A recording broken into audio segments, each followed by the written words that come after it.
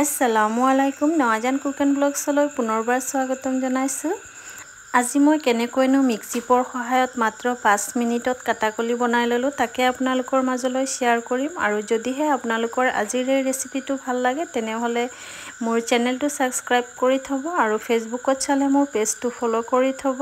প্ৰথমতে মই 1 কাপ চেনি লৈছোঁ আৰু মিক্সিত লৈছোঁ। মিক্সিপতে এতিয়া চেনিখিনি দিম আৰু মই চেনিখিনিৰ পাউডাৰ বনাই ল'ম। আৰু আপোনালোকে যদিহে বেছি মিঠা খায় তেনেহ'লে আৰু আধা কাপ চেনি দিব পাৰিব। এয়া দেখক কিমান ধুনীয়াকৈ মিক্সিপৰ সহায়ত মই পাউডাৰখিনি বনাই ল'লোঁ চেনিৰ। একেবাৰে বহুত ধুনীয়াকৈ পাউডাৰখিনি হৈছে। লগতে মই 4টা কণী লৈছোঁ। আপোনালোকে কণীখিনি কম বেছিও কৰিব পাৰিব, বেছিও ল'ব পাৰিব, কমো ল'ব পাৰিব, এইটো আপোনালোকৰ হিচাপত আপোনালোকে ল'ব পাৰিব। আৰু এতিয়া কণী আৰু চেনিখিনিও ধুনীয়াকৈ মিক্স কৰি ল'লোঁ মিক্সিপৰ সহায়ত। কাটাকলি বনাই লোৱাৰ সময়ত সকলোতকৈ ডাঙৰ কামটোৱে হৈছে চেনি আৰু কণীখিনি মিলাই লোৱা। আৰু আমাৰ বহুতে কি কৰে গোটা চেনি লৈ লয় আৰু লগতে কণীও লৈ লয় আৰু ফেটি থাকিব লাগে বহুত সময়, সেইটো কাৰণে বহুতেই টান পায়। মই বনোৱাৰ নিচিনা এনেকুৱাকৈ মিক্সিপত দি বনাই চাবচোন, বহুত সহজ হয়। 2 মিনিটো নালাগে আপোনাৰ মিক্সিপৰ সহায়ত চেনি আৰু কণীখিনি মিক্স কৰি ল'বলৈ। আৰু এতিয়া মই ইয়াত ময়দা লৈছোঁ।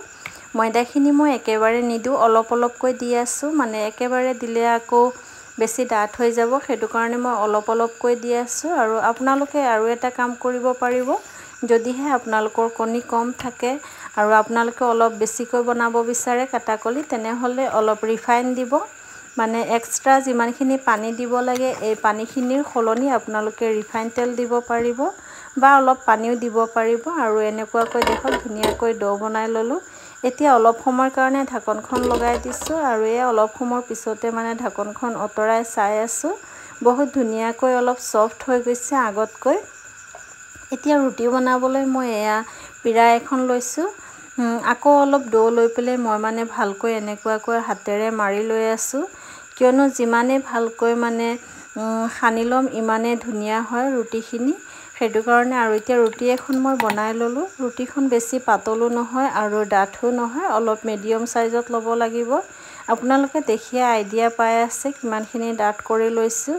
আৰু এতিয়া মই পিজ্জা কাটাৰ এখন লৈছোঁ। পিজ্জা কাটাৰখনেৰে এনেকুৱাকৈ ডাঙৰ ডাঙৰকৈ নিমকিৰ নিচিনা কাটি লৈ আছোঁ। আপোনালোকে আপোনালোকৰ হিচাপত কাটি ল'ব বা বেলেগ কিবা ডিজাইনো দি ল'ব পাৰিব। এতিয়া মই প্লেট এখন লৈছোঁ। প্লেটখনতে অলপ ময়দা ছটিয়াই দিছোঁ কাটাকলিখিনি থ'বলৈ। আৰু গোটেইখিনি মই এনেকৈয়ে বনাই ল'লোঁ। 2খন প্লেটত ৰাখিছোঁ, পাতল পাতলকৈ ৰাখিছোঁ। একেলগে ৰাখিলে আকৌ ইটোৰ গাত সিটো লাগি থাকিব, আঠা লাগি যাব, সেইটো কাৰণে মই এনেকুৱাকৈ 2খন ডাঙৰ ডাঙৰ প্লেটত ৰাখি থৈছোঁ। আৰু এতিয়া ভাজি ল'ব লাগিব।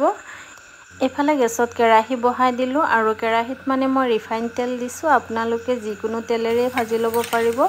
কাটাকলি বেছিকৈ দিয়া নাই ভাজি ল'বলৈ, অলপকৈয়ে দিছোঁ। প্ৰথমৰখিনি ভাজি লওঁ, পিছত অলপ সৰহকৈ দি ভাজি লওঁ। আৰু অলপ ৰঙচুৱাকৈ দেখক ভাজি লৈছোঁ। ৰংটো কিমান ধুনীয়া হৈছে দেখিছেনে? বহুত ধুনীয়া ৰং হৈছে। আৰু গোটেইখিনিয়ে এনেকৈয়ে ভাজি ল'লোঁ।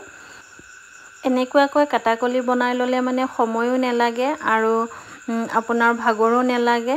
কম সময়ত আৰু কম খৰচতে বনাই ল'ব পাৰি এনেকুৱাকৈ। আপুনি ঈদতে হওক বা বিহু পূজা যি মন যায় তাতে বনাই ল'ব পাৰিব বা কেতিয়াবা ঘৰত খাবলৈও বনাই ল'ব পাৰিব। আমি কেতিয়াবা আকৌ কি কৰোঁ বনাই ৰাখি দিওঁ, কেতিয়াবা আলহী আহিলে আলহীৰ আগত দিওঁ চাহৰ সৈতে।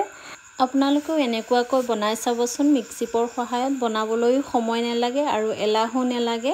আৰু বহুত দিনলৈ আপোনালোকে এনেকুৱাকৈ বনাই থ'ব পাৰিব, বেয়া নহয়। যিমান দিন আপোনাৰ এই কাটাকলিখিনি শেষ নহয় ইমান দিনলৈকে বেয়া নহয়। আৰু যদিহে আপোনালোকৰ আজিৰ এই ৰেচিপিটো ভাল লাগিছে তেনেহ'লে লাইক এটা কৰি দিব আৰু বন্ধু পৰিয়ালৰ সৈতে শ্বেয়াৰ কৰিব। আজিলৈ ইমানতে সামৰিছোঁ। আল্লাহ হাফিজ।